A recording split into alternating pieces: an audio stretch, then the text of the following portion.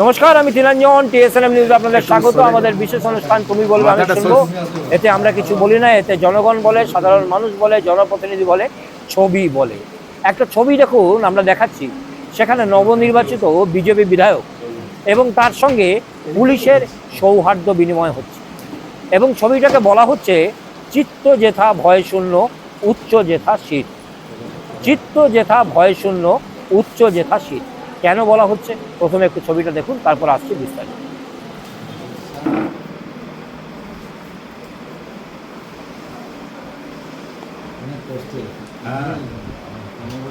যে ভিডিওটা আপনারা দেখছেন সেখানে গলায় উত্তরীয় পরে যিনি রয়েছেন তিনি হচ্ছেন বারাবণীর অরিজিৎ রায় এবং তার সঙ্গে যিনি রয়েছেন তিনি হচ্ছেন বারাবণী থানার আধিকারিক দিব্যেন্দু মুখার্জি।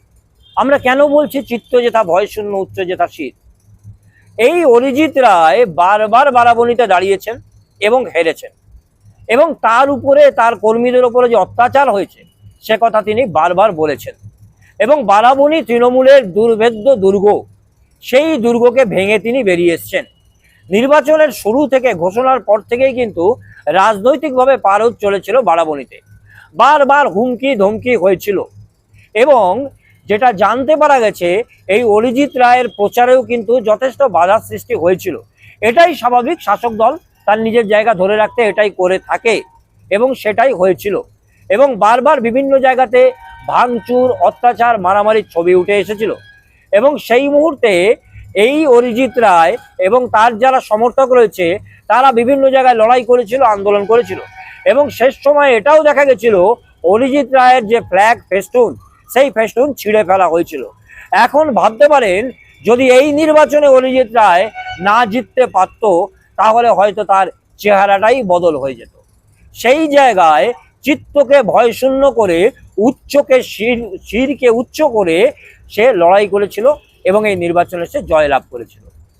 অপরদিকে যাকে দেখছেন বারাবণী থানার আধিকারিক দিব্যেন্দু মুখার্জি, তিনি এই অরিজিৎ রায়ই পোস্ট করেছেন যে যথেষ্ট সহযোগিতা করেছেন এবং নিরপেক্ষভাবে কাজ করেছেন এবং যেটা পূর্বদিনের ছবিগুলো বলছে, বিভিন্ন গ্রামে গিয়ে গাড়ি নিয়ে গিয়ে, মাইক নিয়ে গিয়ে প্রচার, মানুষকে অভয় দান, ভোট দেওয়ানোর কথা বলা, নির্ভয়ে ভোট দেওয়ার কথা বলা, রাত্রেবেলা অভিযান, বিভিন্ন আবাসনে পৌঁছানো, সেখানে বহিরাগত কেউ আছে নাকি, তৃণমূলের পার্টি অফিসে পৌঁছানো, সেখানে জমায়েত আছে নাকি এবং ইলেকশন কমিশনের যে নির্দেশ, সেই নির্দেশকে সামনে রেখে এবং ঠিক পুলিশের যেমন কাজ করার কথা তেমন কাজ করেছিলেন নিরপেক্ষভাবে।